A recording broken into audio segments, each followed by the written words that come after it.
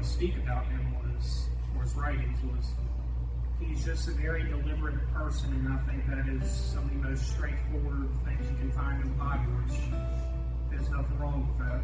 Not everything necessarily has to be complicated. Now, obviously, do educate yourself on the Bible. That's a good thing. But sometimes I think the greatest messages are simple. So obviously, take this seriously to not just think about it as something light. I think people sometimes, and it's nothing against people, but when you first hear about Christianity, naturally most people want to be saved. Obviously, that's a wonderful thing. And sometimes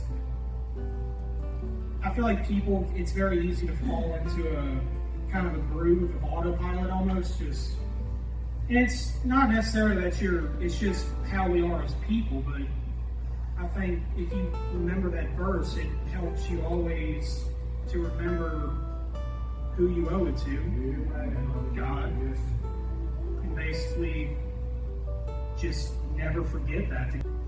But just every day you need to try to reset that, remind yourself. I mean, realistically, you can always be praying and refocusing or rededicating things to God, but